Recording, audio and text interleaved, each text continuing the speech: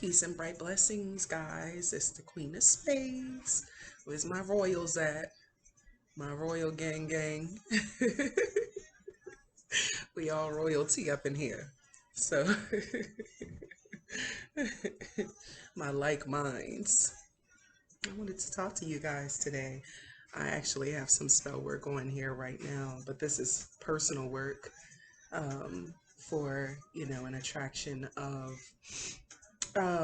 self love, basically, bringing out the love within and embracing it and holding on to it so that you can, become a better and more empowered person, loving yourself, empowering yourself, all these different things. Um, so that's for self love, but it also is to attract outward love and admiration as well. And then this is also for um,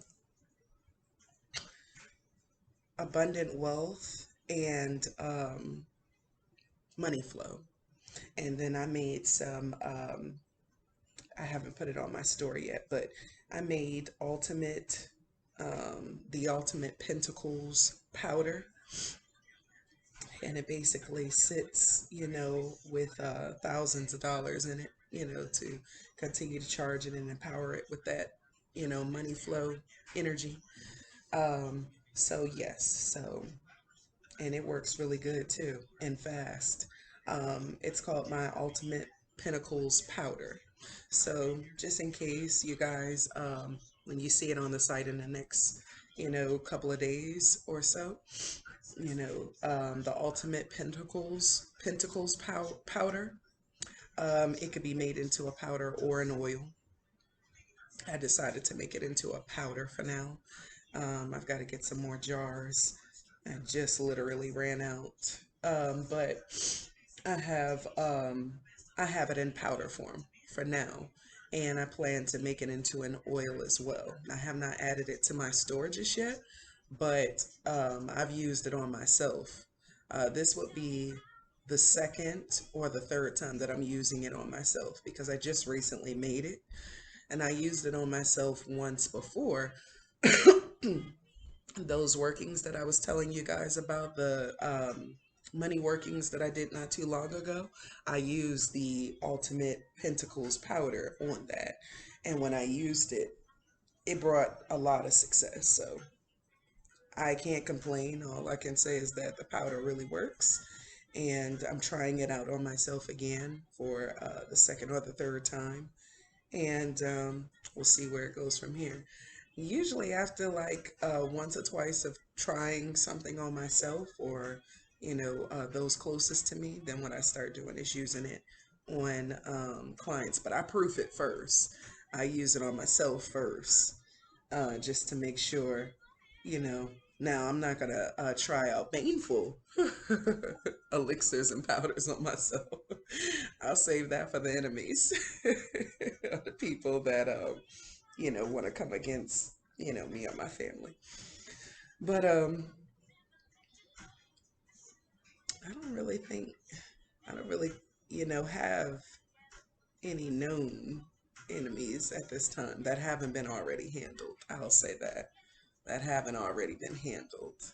But um, but yeah, this is about, an attraction of abundant love and wealth. And so, like I said, I decided to do a working this evening, and I decided to, do an attraction spell for lots of abundant love and,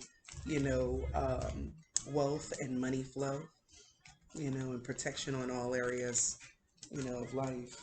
So, yeah. So I can say that that ultimate Pentacles powder is a winner already because I'm seeing great results. And I'm gonna have it up on my store in probably a couple of days or so. So look out for that. Um, oh, I just not recently, probably a few months back. Yeah, a few months ago, I got this. I saw this little thingamajig on the Sabrina series, and her aunt Helga.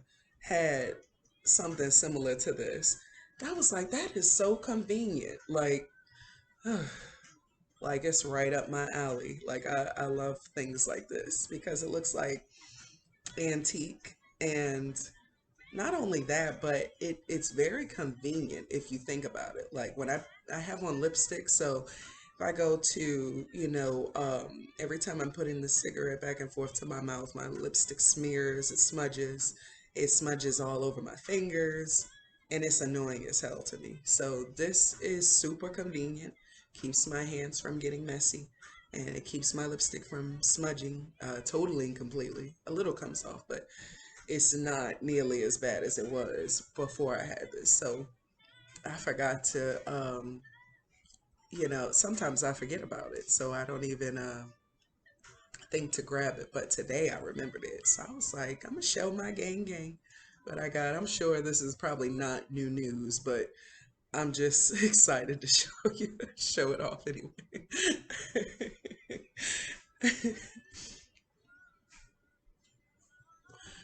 But yeah, so in this, before I go into story time, the major thing that I wanted to talk about was not only did I use my Ultimate Pentacles powder, but I have like this Love Attraction powder as well that I have used and have had for a while now.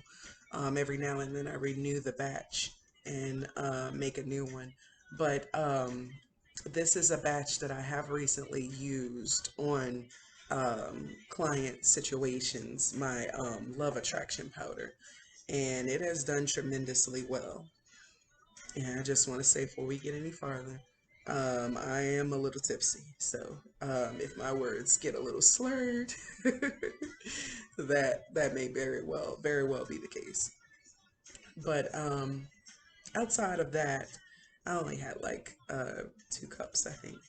But yeah, so I did use Love Attraction powder. I used the Ultimate Pentacles powder that I just made, and um, it was the Ultimate Pentacles powder that I made is actually like kind of like a mixture of a couple of different ways that I've done money powders over the years.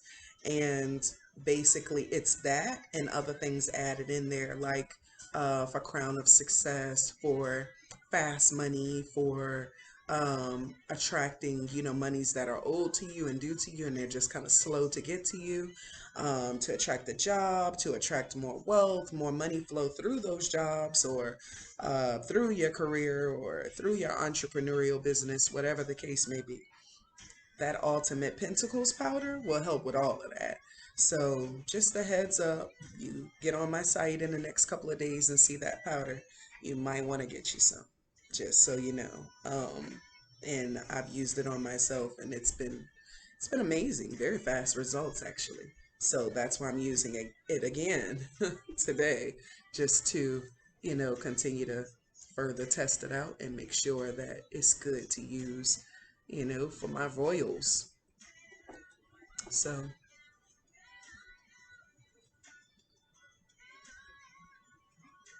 let's see what I.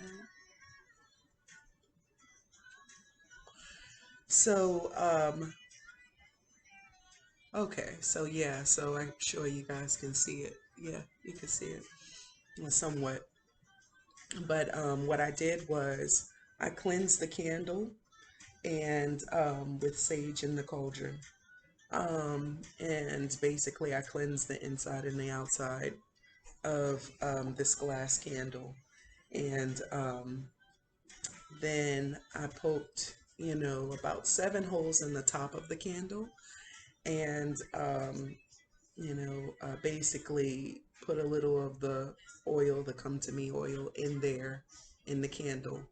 And then I put all of the, like a little half a spoon of the Love Attraction herbs, and then like a little teaspoon of the Ultimate Pentacles powder, herbs and roots in there as well.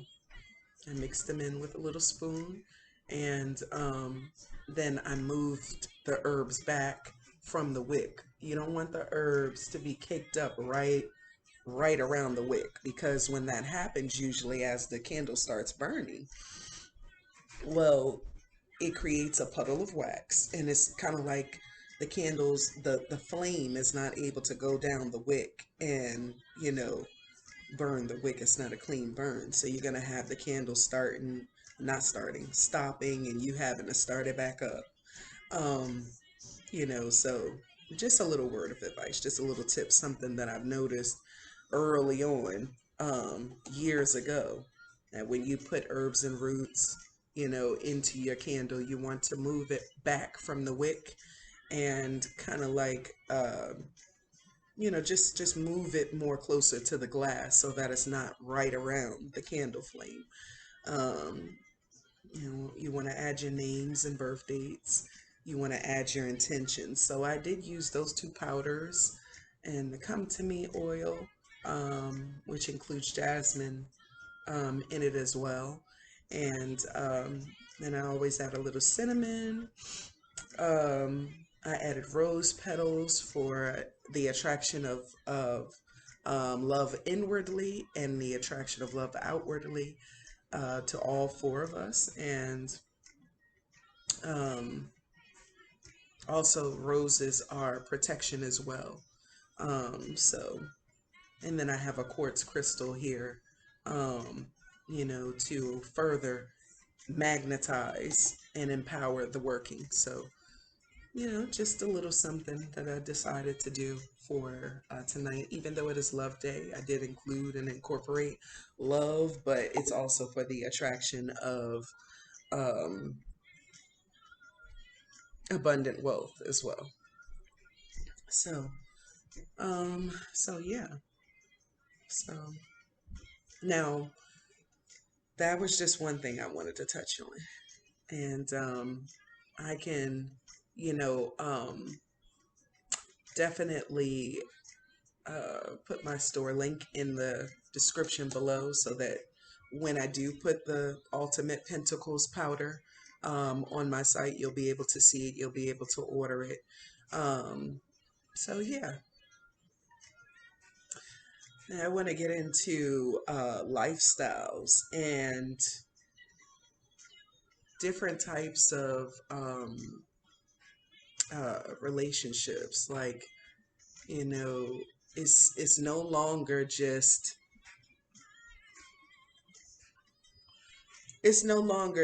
a poly versus monogamy type situation in life, where those are like the only two options of relationship styles. There's different forms of poly. There's even different forms of monogamy. I apologize, guys. I had some family coming in the door, and I didn't want it to ruin the video, so I paused it for a second. But what was I saying? Yeah, there's many different lifestyles. There's many different relationship types, and I wanted to get into my experiences with these different relationship types. Um, for many, many years, well, let me start with the history. I grew up in the Nation of Islam, and basically, there's always talk of, polygamy from time to time. I know I got a talk from my parents at some point, and they were explaining polygamy to me, and they were saying that it's always kind of just been used kind of like a help factor for situations. Oh, and I got music playing, and I don't own the rights to that music. But basically, I'm recording. Basically, with polygamy is known as one man having multiple wives. And it's always been used in at different periods and times, you know, for the sake of the protection and the security of the women, basically. And so that the man can, you know, reproduce himself, you know, like in scenarios where, you know, like men may go off to war. And so as a result, they go off to war, they get killed, they die off, and then their women are just kind of left, you know, with the children to fend for themselves, that kind of scenario. So then at that point, then it makes sense for, you know, that woman to at some point get remarried so that she can have security, you know, and stability for her and her children. At least that's how it was brought to me. Um, and so that's my understanding of it just from doing my own research also over the course of time. And, you know, so basically, it was used in times of war. It was used in times where, you know, a woman and her children will need, you know, the protection and the security and, you know, basically the taking care of, you know, by a masculine.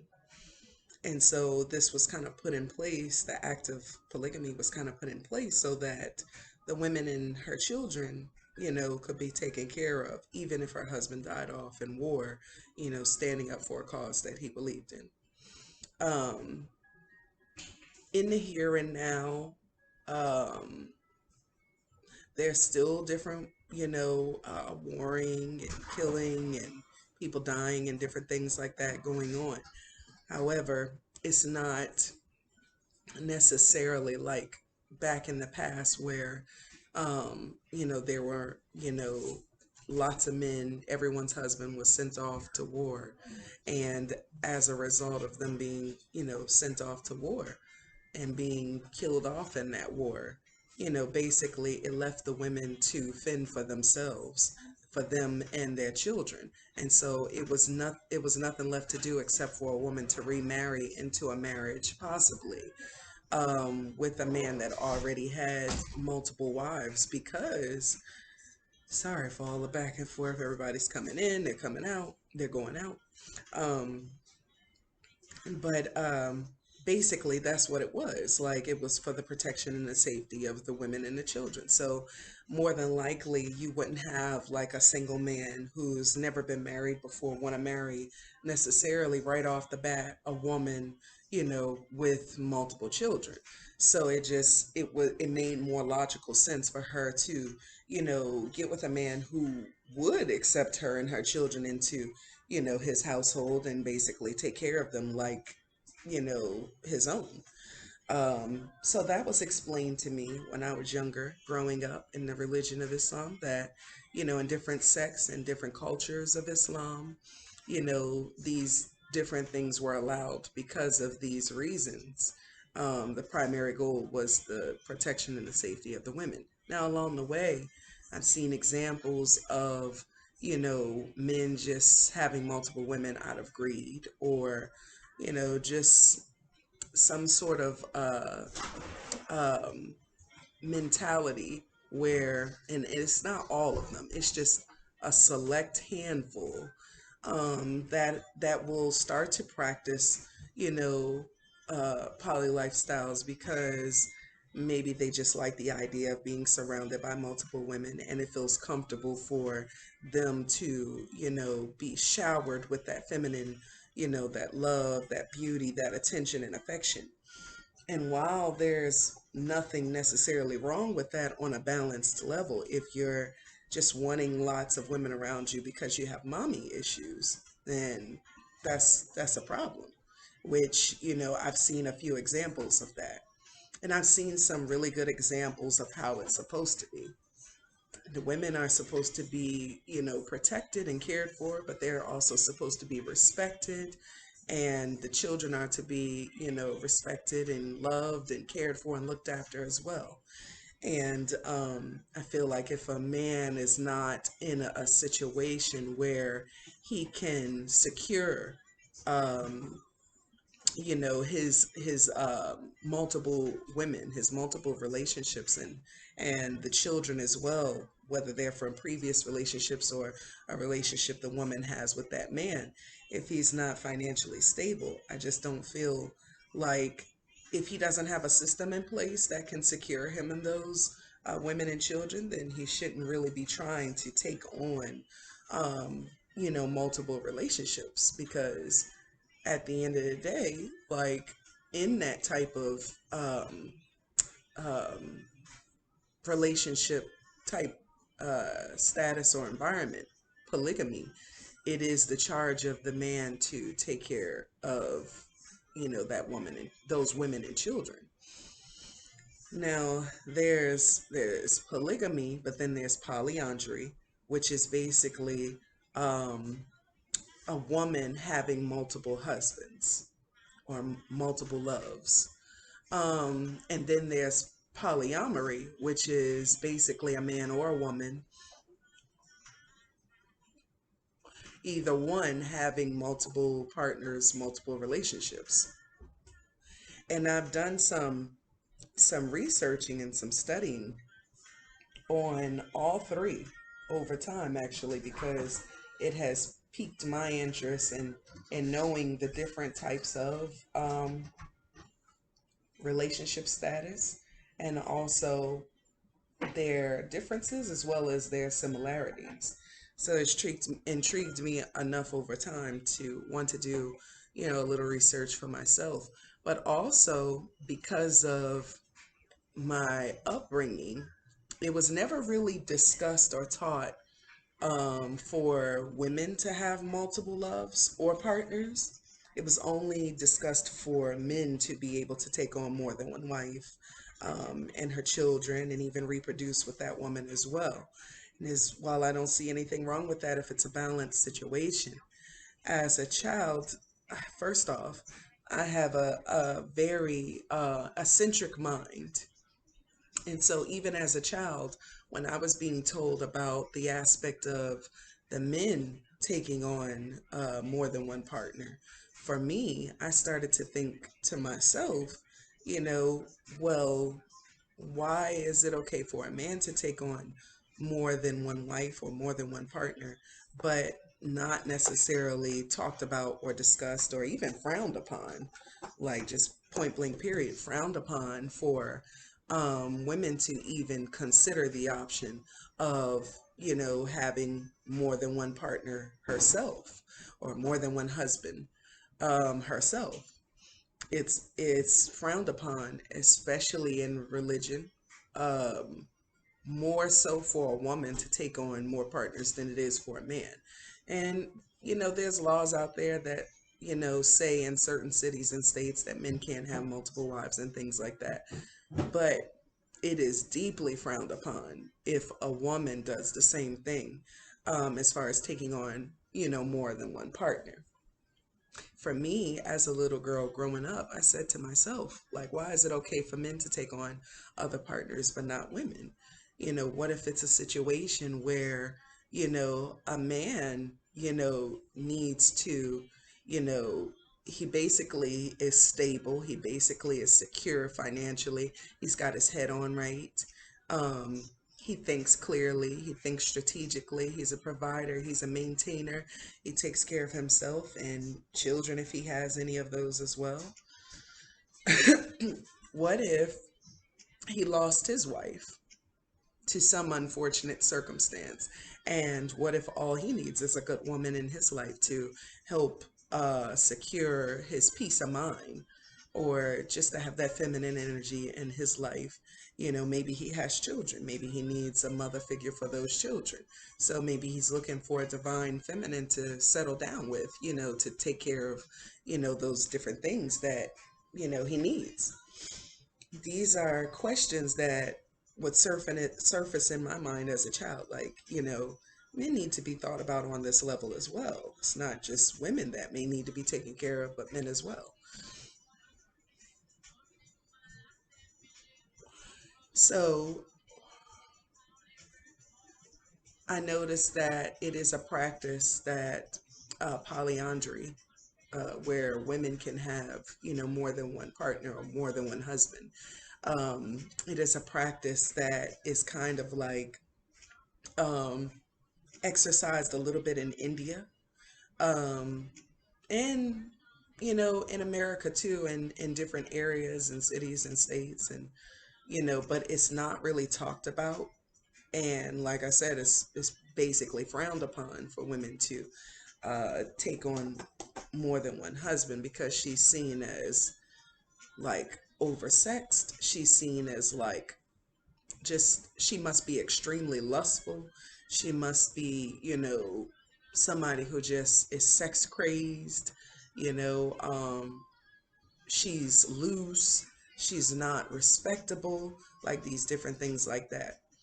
And it's like there's all these different stigmas that surround, these different ways of living and being, and it may not necessarily be true. And then according to my research, like according to my observations, like even in studying up on polygamy as a child, I realized that it was a very interesting topic. And I'm researching polygamy. And I said, there's nothing wrong with a man taking care of a woman if, her husband's not there anymore. And this is something that they agreed to. And they have certain stipulations that they agree to within the marriage or the union. I don't see anything wrong with that. And then as I'm researching polygamy, I get led to a page about polyandry, and it shows this Indian woman with two husbands. And the two husbands happened to be brothers, that she ended up marrying and that she had children by. And that just, like, my mind exploded. Like, wait a minute, like, this actually fucking exists? Like that's crazy. Um, so it made me want to start doing more research on polyandry as well. And I was like, as a 15 or 16-year old, I thought to myself, um, if I'm ever placed in a position where I have to have multiple partners, I wouldn't mind, having to be a woman with children being supported by a man with other women who would ultimately be a sister wife. That's just my opinion. However, that man would have to be fair. He would have to be just. He would have to be respectful, respectable. He would have to be kind. He would have to be a maintainer, a provider. He would have to know what love is, how to give it and how to receive it. And that's just my personal opinion on it. Um, but also, I could always see from that age on myself as a woman who could be balanced enough to have multiple partners. Um, I saw, I was able to see with my third eye, even as a child, that yes, women suffer. Women suffer greatly. We need love. We need happiness. We need stability. We need to be able to, ball out of control and go spin crazy. We need to be able to go on vacations whenever we want to, get pampered, and spas and treatments whenever we want to as well. We deserve it. Like, especially us that are moms, we really deserve a break here and there. But it's like, so do men. You know, they are not the same as us women. They operate in a different capacity. They operate as the divine masculine while we operate as the divine feminine. And those are different job titles, totally and completely. The divine masculine does something different from the divine feminine. So it was something that I was always like very intrigued by as a child. Um, I think I had brought, either I wanted to or I brought it to my parents and asked them, well, what about polyandry? And they were like, oh, you don't need to worry about that. That's nah. Like it's like not talked about. It's not really accepted. It's discouraged. So I was like thinking like I was probably going to end up being the first woman, with multiple partners. As an Aquarius, I have an eccentric mind, very eccentric, but I've also held on to lots of traditional ways of thinking as well. And it's like I incorporate all of that into, my relationships. And it's like, for me, I've been through monogamous relationships. I've been in monogamous relationships for many years. And it's like there's always the factor of kind of like in my observations. Told y'all I'm a little tipsy. But in my observations, I have, seen in monogamous situations, there is love, there's compassion, there's fulfillment, there's commitment, there's, you know, um, kind of like a cocoon for you and your love, and your family. And it's a beautiful thing when it's done the right way. It's like in monogamy, I find that a lot of women will settle. And I can say that because I was a monogamous woman who settled as well. And when I say settle, I mean settle for, you know, um, the parts of the marriage or the monogamous relationship that don't serve you. Like disconnects within that relationship or that partnership. And it can happen to any of us. I've experienced it myself. And I've been in several monogamous relationships, you know, years ago. And it seemed like after my husband and I started talking and courting and, being together, we realized there was some differences. There was some differences about us that we didn't necessarily feel comfortable, you know, exploiting or just like openly talking about. But it's like we realized like where we were compatible in most levels of our relationship, there was a couple of areas where we were not compatible. Or I would say, yeah, not compatible or on different levels. And it's like but he's such a great man overall. I'm like, that's not gonna break this. I was determined not to let it break, the marriage. So it's almost like my finalized push or decision to start to explore polyamory was years ago. Me and my husband actually had a discussion, and we actually realized that, opening up the marriage and being polyamory would actually save, like it came to save our marriage. And so we were able to move forward and not have to divorce or anything like that. And, not saying that anybody else has to do that or follow that path, but that's just a choice. That's a decision that I made for myself, my family, you know. And at some point, I decided to sit down and have a family talk with everyone and express, like, you know, basically how I felt about, the different types of relationship types and, my experience with them and, how I was willing to move forward into this next, phase of my life and exploring, myself and in exploring, um, a polyamorous lifestyle. And so, in order to do that, I had to do research. I had to talk to people. I had to, gain lots of information on it before, like, really just moving forward with it. And so, this will probably be a 4 or 5 part video, guys. And I'm going to get more into it with you, and we're going to really discuss this. And I would like some comments down below, um, whether you agree with me or not. You know, it's always good to see other people's opinions.